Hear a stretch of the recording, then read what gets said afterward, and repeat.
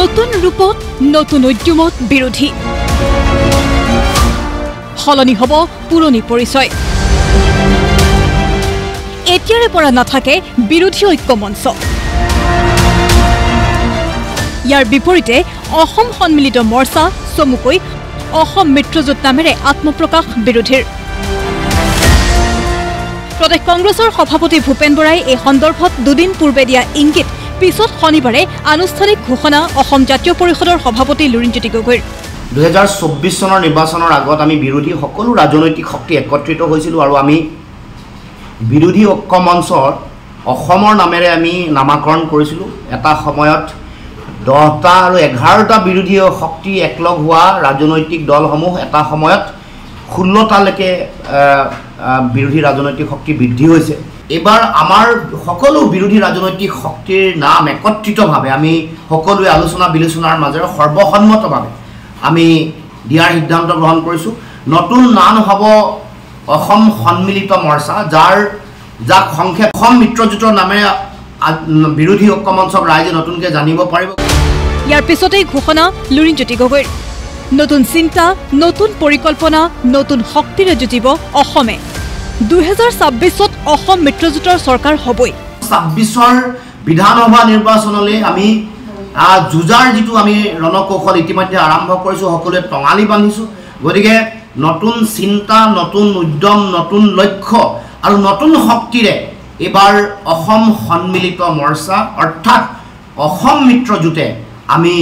যুঁজিবৰ কাৰণে আমি চিন্তা চৰ্চা কৰিছোঁ আৰু 26ত অসম সন্মিলিত মৰ্চা তথা অসম মিত্ৰজোঁটৰ চৰকাৰ অহাটো 100% নিশ্চিত এই নতুন পৰিচয়েৰে নিৰ্বাচনত নামিব বিৰোধী অসম মিত্ৰজোঁটেৰে আমি পঞ্চায়ত নিৰ্বাচনতো অংশগ্ৰহণ কৰিম আলোচনা বিলোচনা হ'ব স্থানীয় ভিত্তিত গোটেই কথা বতৰাবোৰ আলোচনা কৰি অসম মিত্ৰজোঁটৰ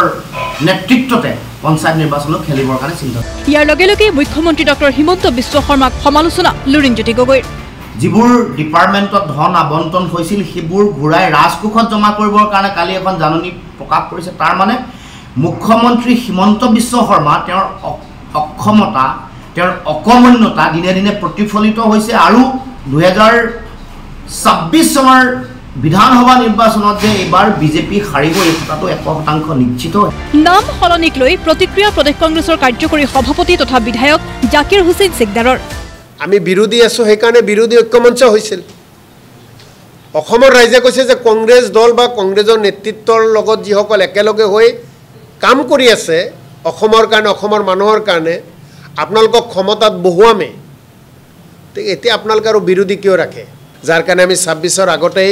নামেই চেঞ্জ কৰি দিলোঁ ইফালে বিৰোধীৰ নাম সলনিকৰণক লৈ প্ৰতিক্ৰিয়া মন্ত্ৰী পীযুষ হাজৰিকাৰ লাভ নাই তেওঁলোকে ভাবিছে চাগে আগৰ নামটোত ফল আগৰ নামটো চাগে অলপ কাৰোবাক চুৱাইছে নেকি আগৰ নামটোত কিবা এটা গণ্ডগোল আছে জ্যোতিষিক চুৱাইছে চাগে আগৰ নামটোত চাগে জ্যোতিষিক চুৱালে জ্যোতিষিয়ে ক'লে বিৰোধী শব্দটো বেয়া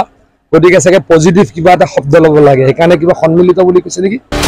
কটাক্ষ মুখ্যমন্ত্ৰী ডক্টৰ হিমন্ত বিশ্ব শৰ্মাৰো যাৰ নিজৰ ওপৰতে বিশ্বাস নাই নিজে নিজে নাম ডেইলি সলনি কৰি থাকে তাৰ ওপৰত মই কমেণ্ট দি কি লাভ হ'ব মোৰ ওপৰততো মোৰ নিজৰ ওপৰত মোৰ বিশ্বাস আছে সেইকাৰণে বিজেপি আৰু এনডিএ যাৰ নিজৰ ওপৰত বিশ্বাস নাই নাম বদলাই থাকিব ব্যুৰো ৰিপৰ্ট প্ৰতিদিন টাইম